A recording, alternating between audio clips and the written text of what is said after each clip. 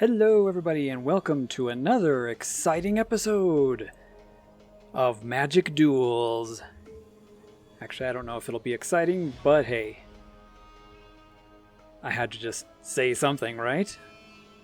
To get people's attention.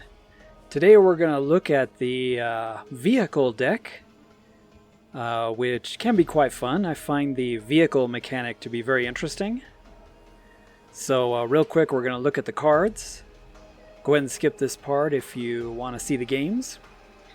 First, we've got the Consulate Dreadnought at 1 mana, a 7/11 at 1 mana, and I'll show you how we can use that. The Reckless Fireweaver is pretty devastating in this deck. Does a lot of damage for every artifact and vehicle that comes in, and everything is pretty much either an artifact or a vehicle, mostly. We've got the Heart of Kirin, a 4/4 for 2 mana. With flying and vigilance. And all these vehicles use the crew mechanic, which I'll explain if you've never seen that. The Thopter Engineer is not an artifact, but it creates one. A Thopter, a 1/1 Thopter in the air. Chief of the Foundry is an artifact, not a vehicle, but it gives all the artifacts +1/+1, so it's quite nice to have. And then, of course, paired with that is the Foundry Inspector, which makes all artifacts cost 1 less to cast. That includes all the vehicles. Filigree Familiar is actually pretty useful in this deck. It has, even though it's 3 mana, you can reduce that cost, and it's got some pretty nice abilities. The Aether Sphere Harvester is just epic. One of the best vehicles, period. A 3 mana, 3/5. You can reduce its cost, of course, and you can give it lifelink with energy. Makes for a great blocker. The Cultivator's Caravan can also be a mana source if you're having trouble with mana. And it's just a good 5/5, big blocker. The Renegade Freighter is another vehicle that's pretty nice, that gets +1/+1 and trample when it attacks, so pretty hard to stop it. Now here's one of the payoffs, the Siege modification, and this can be put on any vehicle or any creature, and it gives them +3 and first strike. But what's nice about this is it makes the vehicle into a creature, so you don't have to crew it anymore. So for example, if on turn 1 we play the Dreadnought, and then on turn 3 we play that enchantment, we have a 10/11 first striking creature that we don't have to crew. And so there's like 10 damage on turn 3 right there. Of course, this is a blue-red deck, and so Fevered Visions is a perfect inclusion in pretty much every blue-red deck. Just a great card draw engine and puts pressure on the opponent. We've got one Planeswalker, Saheeli Rai, which she's all about artifacts with her abilities. So hopefully we'll get to show off her abilities there. We've got another Artificer here. Not an artifact, of course, himself, but he gives all artifacts hexproof, and you get to draw extra cards with him. So there's another card draw engine, and giving everything you have hexproof is really nice. Pia and Kiran Nalar are in the deck because they create 2 1/1 Thopter artifacts. Good to put 3 bodies on the field. We got some more vehicles with the Fleetwheel Cruiser, which doesn't even have to be crewed when you play it. You can immediately attack with it, and it has haste and trample. So, can be a nice finisher, get a bunch of damage in. The Untethered Express, you could run more copies of this. This is a really good vehicle. It gets permanent 1/1 counters on it whenever it attacks, and it has trample. And the crew cost is only 1. So very cheap. So pretty good vehicles. You could run more copies if you wanted to. The Thopter Spy Network, as always, is a great enchantment, creating 1/1 Thopters if you control an artifact, which of course you do in this deck pretty much all the time. And when an artifact hits an opponent, you get to draw a card. And of course, combined with the Fireweaver, it's pretty ridiculous because every turn you'll be doing 1 damage and creating a new Thopter every single turn. So it's a pretty nasty combo. And finally, we have the legendary vehicle, the Sky Sovereign flagship, which is just awesome. 5 mana, 6/5 that does 3 damage when it enters, and whenever it attacks, 3 more damage to whatever. And you can also give it haste. And yeah, it's just deadly. And then the mana base, of course, we've got 9 islands and 8 mountains. So a little bit more of the mountains because we need more blue for some of the double blue. Westvale Abbey, as always, is a great one in this because it's pretty easy to transform into the Profane Prince if needed because of all the Thopters we'll be creating, and that's just fodder for it. Then we've got the dual lands, the blue and red dual lands, and then Inventor's Fair, which is a great one to have with artifacts. And then one copy of Foundry of the Consuls, which can create a couple Thopters in an emergency for blocking, and it also triggers the Fireweaver. But Inventor's Fair is pretty nice, as you can get healing, as well as search up any artifact of your choice. Alright, so here we go. Let's do a game. I'll probably do about 3 games, and then we'll do this deck in a 2-headed giant round. So look forward to that. That first hand wasn't very good. This one is so-so. Once again, because there's only 2 lands. As always, you want to have 3 lands in the opening hand if possible. But this hand has all the colors that I need. Double blue. Excuse me. Double blue is probably the most important for the Thopter Spy Network, and I happen to have the Thopter Spy Network here in my opening hand, so... And then the Foundry Inspector reduces the cost of everything, so... A little bit of a risky opening hand, but it may pan out. Okay, good. So we drew our third. Let me get the Inspector out here. Not sure if he'll stick around, but hey. And could attack with the 4/4 Vigilance Flyer, but I think I'm going to hold it here for defense. Although I could regret it. Yeah, I regret it. So anyway, just to show this off, tap anything that's power 3 or greater, and you can crew these vehicles.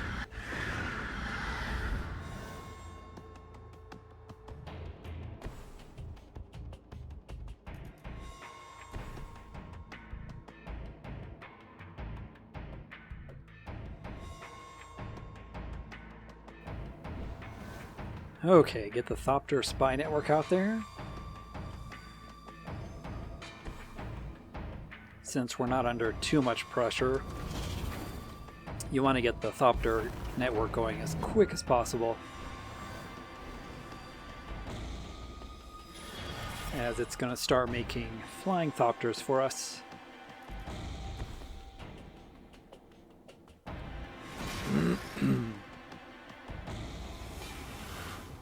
So I got a couple of harvesters here, so if he attacks, I'm probably okay just taking that 2/3 out, because it's pretty annoying with those -1/-1 counters that he can move anywhere he wants to. Normally let's see if he attacks. Yeah, normally I'd let this through, but we're gonna crew this for 1, tapping our 1/1.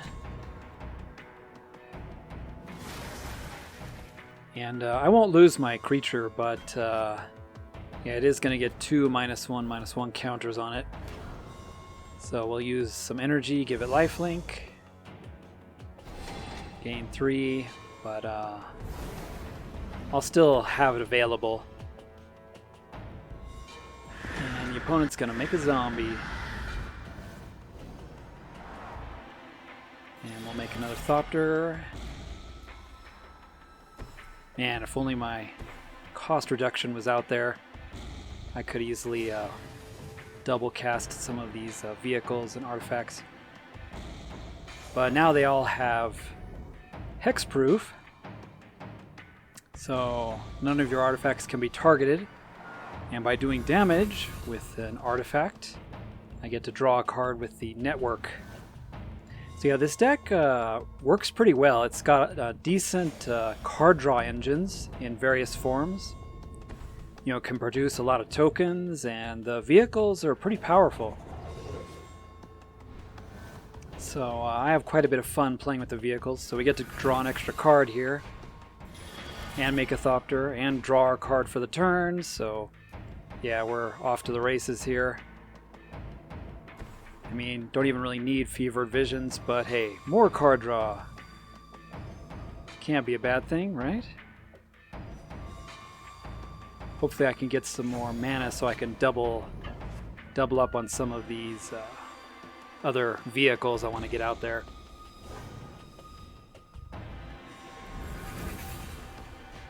There we go, another Foundry Inspector. And a Westvale Abbey. I've already got 3 tokens I could sacrifice to it.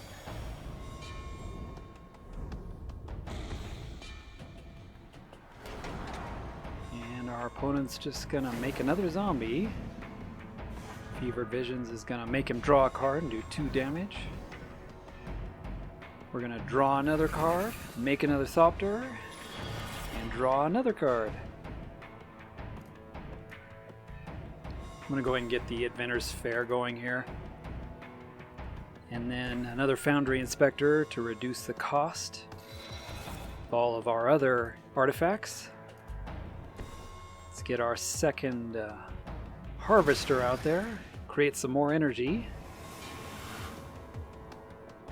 Yeah, the Harvester is just an incredibly good blocker. 3/5 with lifelink, and you know, it can just block, you know, quite a lot of creatures quite freely, and because it has flying too, it's great. So we get to draw another card and another card. I'm gonna have to start discarding here. But yeah, hopefully you could see this deck can go off pretty quickly. And the Harvester, the early Harvester, can hold off quite a few attacks from the opponent. And then everything having a hexproof is pretty nice. Pretty much all your creatures are protected, except for the 1/4. Okay, well, that's a pretty aggressive attack. So I'm not going to block with this, just in case. So let's go ahead and we'll crew a couple of our vehicles here.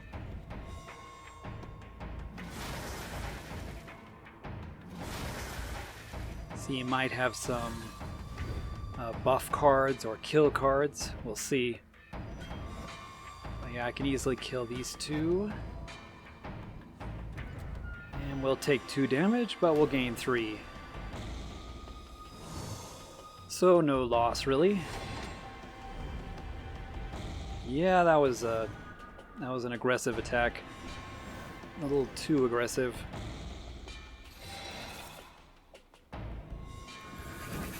So, more card draw, more Thopters. Ooh yeah, and a Chief, which will pretty much buff everything. And now everything costs just 2. So let's get the Caravan out there, which counts as 1 mana.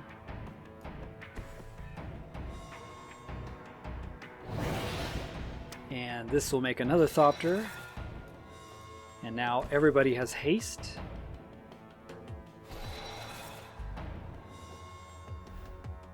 So yeah, it's pretty much over. We can end this in a number of ways. Now that I've got 6 2/2 flyers, let's go ahead and we'll crew some of our very cool vehicles just to show them off. And we'll just attack with everything.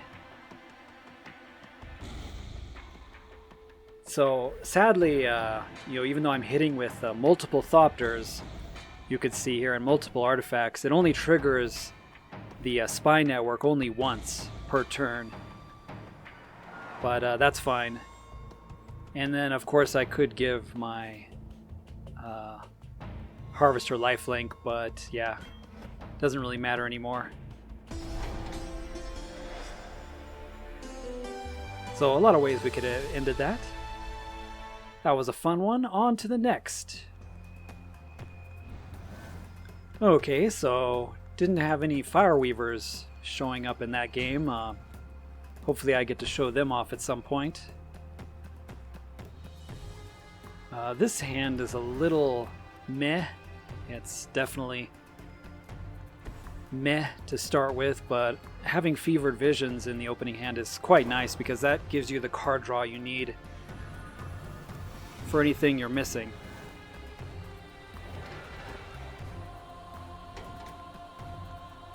So our opponent cycled a card, discarded it to draw, and fortunately we're not under too much pressure here. Plus I had the Harvester in my hand, which is pretty nice to have in the opening hand. And I had quite a few of my utility lands, like the Inventor's Fair. Oh, he's going to censor my Fevered Visions. Well, that's a setback. But we do have the Thopter Spy Network now as well, which is another card draw engine, so not too devastating. I'm going to play the Harvester first, just in case he has another cancel or interrupt card like Censor. That way I have 1 mana up. So he's going to draw cards at end of turn. Yeah, I didn't want to play the Spy Network there because it would have tapped me out, and if he had another Censor, that would have been bad. Well, and a 4/3 with haste is somewhat bad. But I should be able to manage. One of the disadvantages of vehicles is that you do need a creature out there to crew them a lot of the times. But that's one reason why the Siege modification is in the deck. That way I don't have to crew this anymore, and so I don't need any creatures out there. I would have liked to play the Thopter Spy Network that turn, but I'm going to try to hold off his attacks here, or else I'll be taking quite a bit of damage. Ooh, Gift of Paradise. It's kind of a strange land to put it on. But okay. So yeah, he can't really attack into my first striker, which has lifelink. Okay, I'm going to risk the Spy Network, which resolved, so that was good. And I'm going to stay on defense here until I get a couple Thopters for chump blockers. Yeah, I can make this 6/5 lifelink and regain my health pretty easily. But by keeping it on defense, I can just hold back his 4/3. So yeah, the Siege modification is pretty nice on your vehicles. Oh, he's going to try creating some 2/2 flyers. Looks like.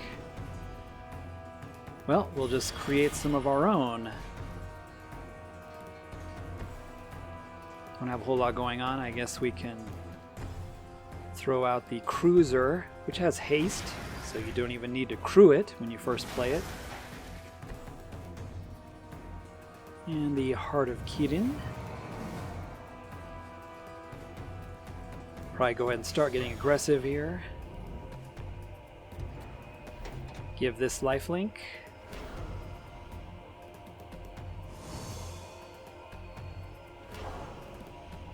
And he's gonna make a 2/2, that's what I figured.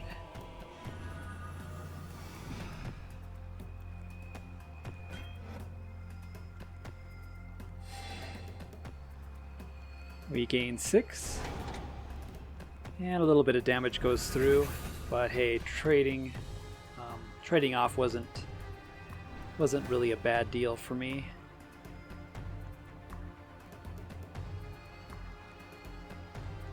You know, as soon as you got the network down, you know, just making the 1/1 Thopters every turn is really beneficial. Puts you in a really good spot. But the opponent has a similar setup actually where he can create 2/2 flyers every turn. And I'm kind of surprised he isn't using this Grasping Dunes to kill my 1/1, but he did put the enchantment on it, so that's kind of a misplay. That's not really a land you should put an enchantment on. But yeah, we're kind of stalling out here. He's making 2/2s and we're making 1/1s. Did draw our Planeswalker though. This can help with searching up some cards. Get to see what's on top. We'll bottom that. Do 1 damage to his face. Yeah, now he's got a bunch of chump blockers.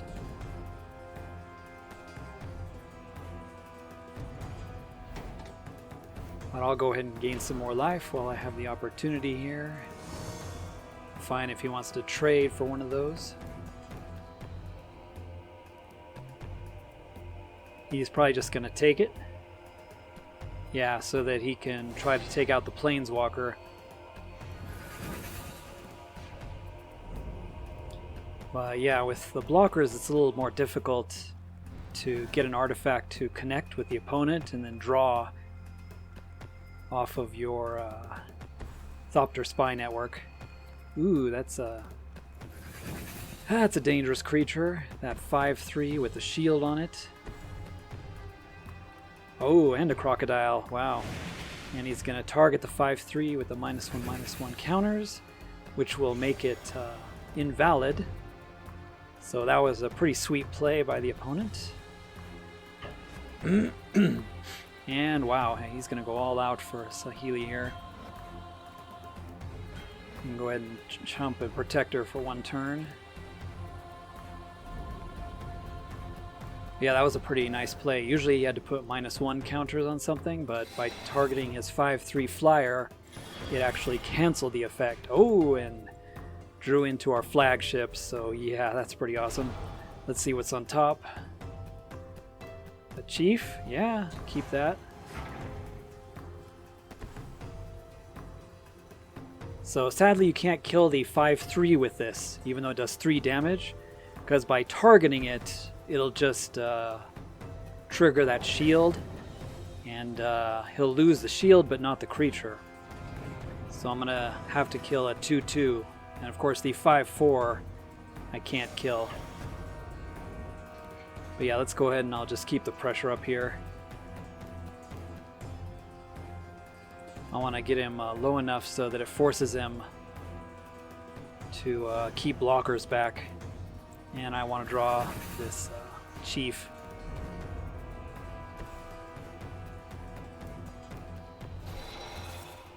So that'll buff everything, and then with the chief out there I can actually crew some of my other vehicles here to block if need be. So wow, he's going to draw a bunch of cards. Create another flyer. Let's see how aggressive he gets with an attack here. I don't think he can get too aggressive.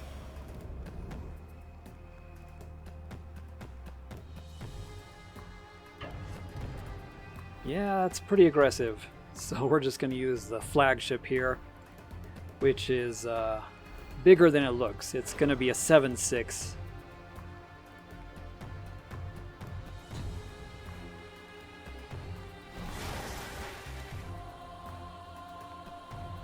So I can take out the 5/3, and yeah, for some reason he's going face.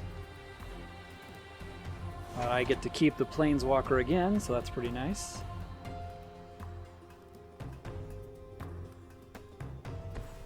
He may just want to bring that creature back from the graveyard with Embalm or something, I don't know. But yeah, now we're going off, and we've got another one of our card draw engines. Westvale Abbey, probably don't need that because we've got one on the field already. So now everything is hexproof. Let's go ahead and tap a couple creatures that we're not planning on you know, blocking with. Usually your valuable creatures that you're not planning on attacking with or blocking with. And as we attack, yeah, I can just do 3 damage to his 1 blocker, and it's going to be over. So that previous attack was a little too aggressive, I think. And he goes down. On to the next one. Alright, let's do one more fun game with the vehicle deck. And then we'll do a round of Two-Headed Giant, which is always fun, with my good buddy Wild Boar. And I'll be using the vehicle deck to show how it works in a Two-Headed Giant round. But yeah, that first hand was a mulligan, and this second hand is really good. Have a Fevered Visions and a Harvester. Oh, perfect. And we got our Reckless Fireweaver, which I definitely wanted to show off. Don't think I drew any copies in the first 2 games, but yeah, the Fireweaver is pretty devastating and can end games pretty quickly. Especially in Two-Headed Giant, because the Fireweaver's ability says it does damage to each opponent. And in Two-Headed Giant, since you have 2 opponents, it's doing 2 damage for every single artifact you play. So I'm going to play the Harvester out first as a good blocker and do 1 damage to his face. And what's nice about this is, you know, the Harvester I can easily crew, because the crew cost is only 1. And the Fireweaver is a 1/3, so it's 1. You do want to play the Foundry Inspector out early, but it wouldn't have been a good blocker in that situation, because his 1/1 would have attacked and it would have become a 2/2, and so I wouldn't have had any good blocks. So by doing it that way, he didn't have any good attacks. Let's go ahead and, while I have a chance, get Fevered Visions going for extra card draw. And we'll just sit here on defense for a bit. If I draw another... Nope, that is not another vehicle. If I draw another vehicle, I'll probably play out the Foundry Inspector. But it doesn't do much unless you've got some more vehicles in hand to reduce the cost. We'll probably just go with a Thopter Engineer next turn. But yeah, that 5/4 is definitely a problem.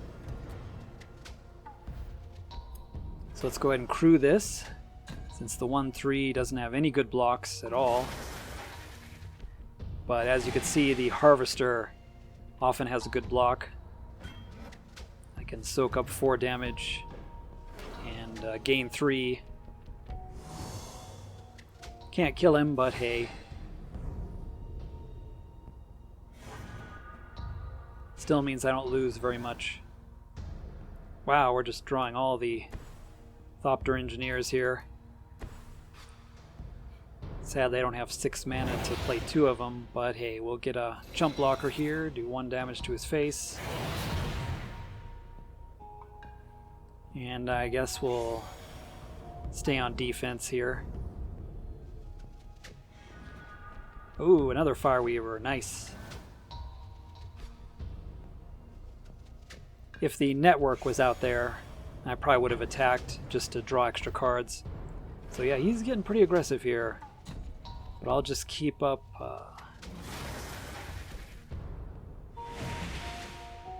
the blocks, I guess. We can chump the 5/4.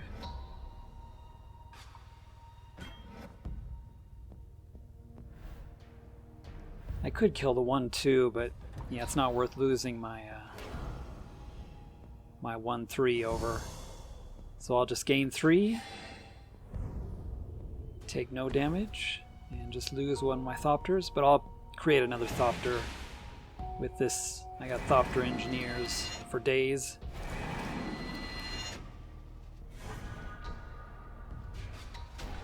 But yeah, here's a great example of the board starting to get stalled out. He's got a lot of big creatures, but I'm gonna just start draining him to death with these Fireweavers.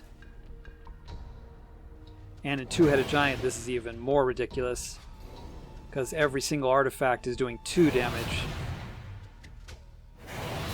So that would have been a total of 4 in Two-Headed Giant, but we just did 2 there. And I'm just going to sit here, let Fevered Visions draw me some more action. But yeah, every one of these artifacts in my hand is now worth 2 damage. But he does have a lot of big creatures, so his board is pretty scary.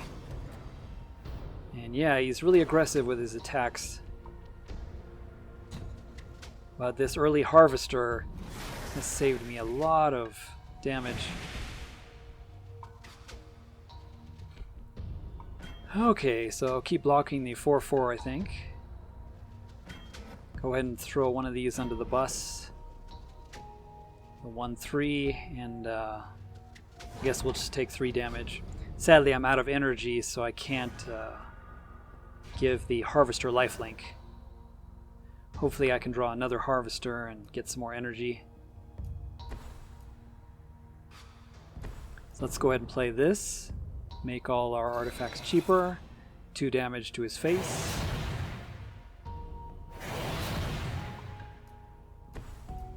And another one. 2 more damage to his face. And we'll gain 2 life. So yeah, this little Filigree Familiar might seem like it's not a great inclusion, but with the Inspector out there, it's actually only a 2 mana 2/2, which gains you 2 life, and it's a great chump blocker. I always chump block with it because when it dies, you get to draw a card. So I'm just going to sit here and do defense, maybe get a little aggressive since I'm not planning on blocking with 3/2. Yeah, that forces him to use his 1 chump blocker. Since, you know, I definitely wasn't going to block with that 3/2, so that's why I attacked with it. But yeah, he's putting those -1/-1 counters in very strategic locations, so he can gain life off that 3/3, becoming a 4/4. We're just going to keep crewing this Harvester, which is keeping me alive.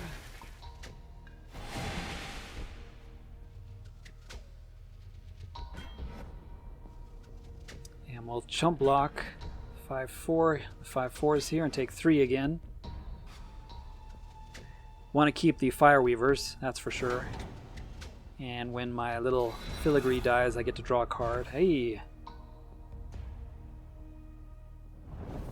There's my Dreadnought, which actually costs nothing. With the Inspector out there, it's free. So let's play another Inspector, which will make everything even 1 more cheaper. They stack, by the way, and yeah, the game is over. Because I'm doing 2 damage, and I've got 2 more artifacts. This costs 1 now. That's going to do 2 damage. And then the Dreadnought costs 0. And that's just going to kill him. And I could play the Spy Network, or the Thopter Engineer. Yeah, I might as well do that instead. That'll make Thopter, and that'll kill him too. But yeah, I had 2 more damage in hand here with this free Dreadnought. Oh yeah. So that was a pretty sweet showing of the Fireweavers. They're quite powerful in the deck. Let's go ahead and go to a Two-Headed Giant round, showing off the vehicles. Let's see how the vehicles work in a Two-Headed Giant game. And yeah, they work pretty well, actually. And with some of your synergies and card draw, Two-Headed Giant is really fun with the vehicle decks. So let's try out a round here. And it looks like Wild Boar is playing one of the variants of the Humans deck. I have 2 colors. The first hand was pretty bad. And yeah, this hand is iffy because I definitely need to draw a 3rd land. This deck definitely needs 3 lands. But hopefully Wild Boar can put some of his humans down to help hold off some attacks while I get my vehicles going. Yeah, I'm not drawing the lands I need. Do have the Heart of Kirin, though. Kiran. I guess it's Kiran. I keep saying Kirin for giraffe, but yeah, it's Kiran.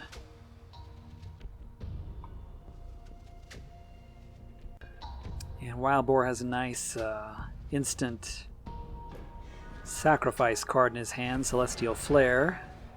If the opponent's got a haste creature, he could take it out quite nicely, like one of those crocodile things. Well, that 4/3 is definitely unpleasant. Not a haste creature, but still unpleasant early in the game.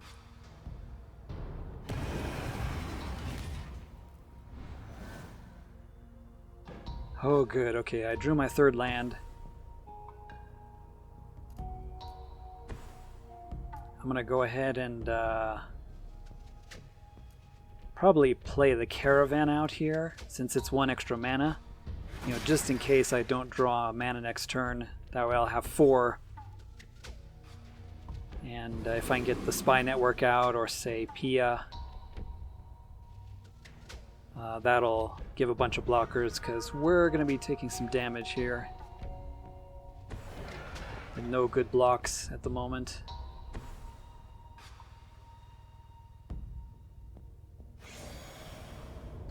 I guess if he, yeah, the 2/4 doesn't have a really good attack, but yeah, that 4/3 can add up quite a bit of damage pretty quick. There's another big creature.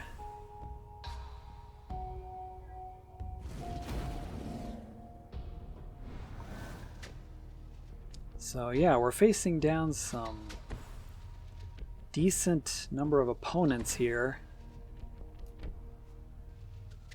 So I think I'm going to go ahead and,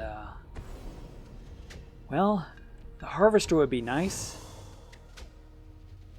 to get out there, but I have no way of crewing it. So that's one of the things you have to be careful in the vehicle deck, is if you have no way to crew it, you know, then it's a problem. So let me go ahead and put the Siege modification on my first vehicle, which has Vigilance, by the way. That way I've got a decent blocker, because yeah, with the vehicle deck you really need creatures to crew, and you need your vehicles out there. So there is a kind of a balance that needs to be made. You can't make a deck with all vehicles and call it the vehicle deck, because it won't work. You have to have normal creatures to actually crew said vehicles. And so that's why the deck, of course, is a mix of humans and creatures that go well with the vehicles, because you have to have something with the vehicles. Vehicles by themselves are useless without a way to crew them, except, of course, for the Siege modification. But there's only 2 copies of that, so... And you're never guaranteed to have a chance of drawing them. So yeah, now he doesn't have any good attacks because we have a first striker. First strike, 7/4. Although I can't block his god. But if he does attack with the that 5/5 god on his side, Wild Boar can use his Celestial Flare. It looks like he's going to draw with his token. His clue token. Ooh, he drew a knight. That's pretty nice, since his mana is kind of low. But yeah, let me get Pia out here this turn to make some more creatures. Now I got plenty of creatures to crew stuff. And the knight that Wild Boar has there in his hand, the first strike 2/2, it'll trigger off of either opponent in Two-Headed Giant, so keep that in mind. Now, I guess it looks like he's just going to play out his irregulars first. But yeah, the Knight of the White Orchid, as long as either opponent has more lands than you do, it'll trigger its ability, and he can search up a land for free, and it enters the field untapped. So I'm not sure why he didn't go for that turn. But he may keep his planes in hand, even though he hasn't played a land this turn, just to guarantee the opponent has more lands. But yeah, the opponent across from me has 5, and Wild Boar has 4, so he easily could have played the knight out. Uh-oh. What's this? Ouch. 3 damage to all flying creatures.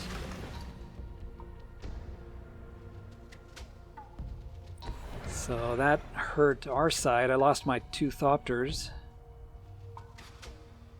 And Wild Boar lost his spirit creature.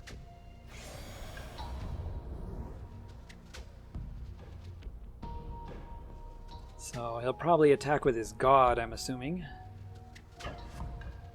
Oh, and a 2/2. That's kind of odd. I don't think there's anything for me to worry about. I don't think there's any instant that can save that. He could have had compulsory rest, perhaps, but I doubt it. So that 2/2 attack could have been a bluff. Oh, that's a dangerous creature. I'm surprised he played that second main. So Glorybringer is going to be a big problem. Although I did draw my network.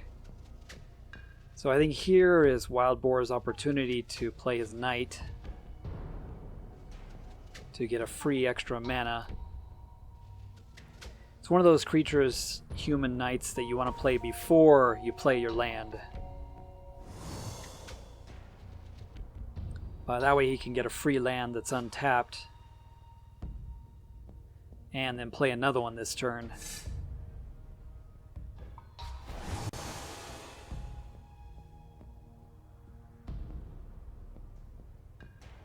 So yeah, I'm not sure if I should get my network out there or maybe my harvester, because the harvester is a great blocker. I can block the 4/4 pretty easily. Because yeah, that 4/4 is going to take out my 7/4 first strike. When it attacks, the Glorybringer can do 4 damage to anything. So that's a serious problem. However, Wild Boar has a way in his hand to take out the 4/4. He can also just tap it down with the irregulars before the attack step. If you save mana, you can use the irregulars to tap something down, and then the 4/4 flyer there on the opponent's side can't attack and can't do 4 damage to, freely. But yeah, that 4/4 attacking would be a problem.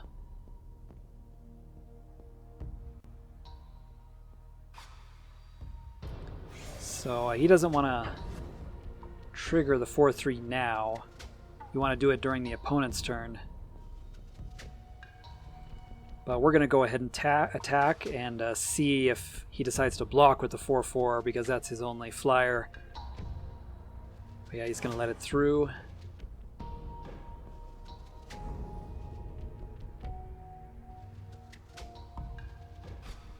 And Wild Boar can keep up 2 mana to tap the 4/4 down. And it looks like that's what he's going to do.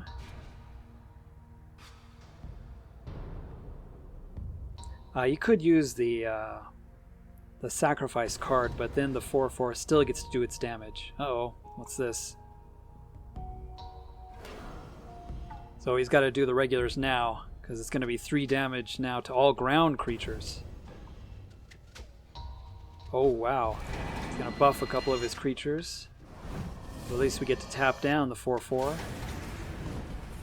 And yeah, the opponent buffed his creatures so that they wouldn't die to that blast.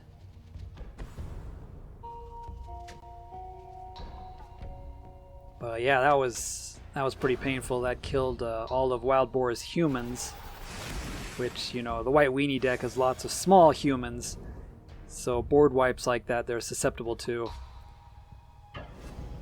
And he's just going to go for a desperation attack here. I mean, I got good blocks on everything because of the first strike once again. Yeah, this siege modification is no joke.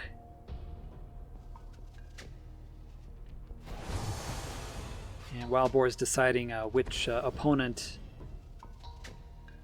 to make him sacrifice, so made him sacrifice one of his creatures.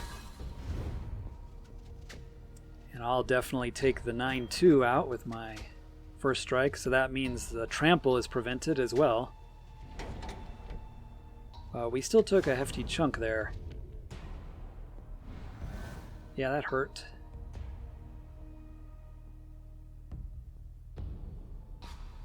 Let's see, we don't quite have lethal.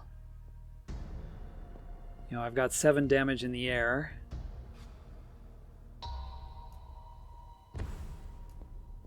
You know, I guess if I played out the spy network, I could have... Yeah, well, not the spy network, but in hindsight, the Thopter Engineer, I could have crewed my Aether Sphere Harvester, and that would have been lethal. But yeah, whenever I see the Thopter Spy Network, I'm always tempted just to throw it out there. But yeah, we had lethal on this turn. But it's always interesting to give the opponent one extra turn just to see what he would do. Wildboar is going to go for collective effort now to kill the 4/4 flyer. And put some +1/+1 counters on his creatures.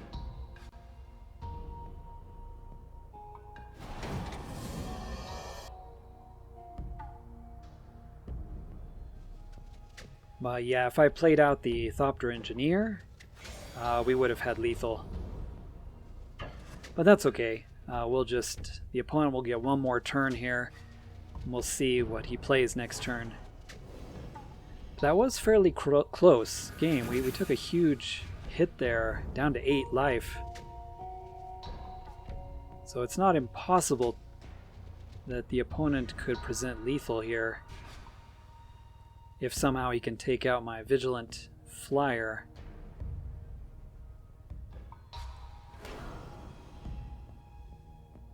So he's going to buff his 4/4, or his 2/4, and give it trample.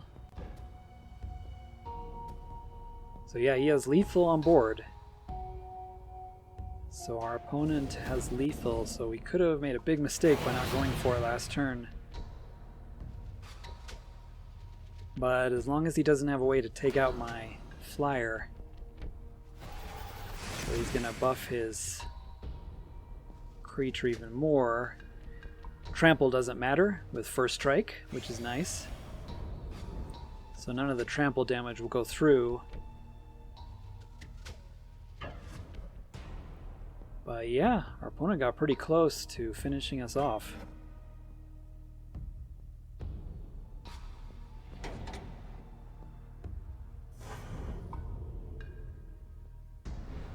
So that was a really close game.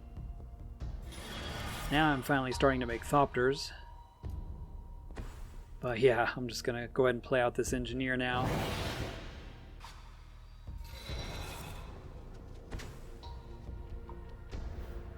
And go ahead and crew this, but now it doesn't matter since we've got lethal.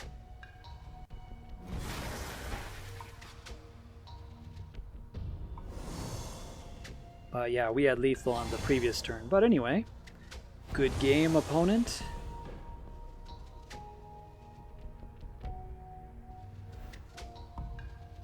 Go ahead and add lifelink to this, because why not?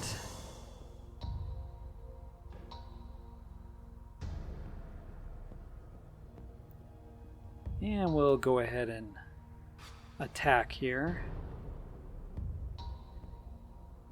And that'll be it. So I want to thank everybody for watching. Hope you enjoyed some two-headed giant play with the vehicle deck. It's a lot of fun. I recommend trying it out. It's got a lot of interesting things going for it. Lifelink, card draw, token creation, burning the opponent, all kinds of cool stuff. And the vehicles are a lot of fun to use. So check them out. Thanks for watching, everybody. Hope you enjoyed this episode of Magic Duels. We'll see you all in the next one. Check out my main channel, East Guru Japan Gaming, for more content. And thanks for joining me. We'll see you all next time. じゃあ皆さん、またね。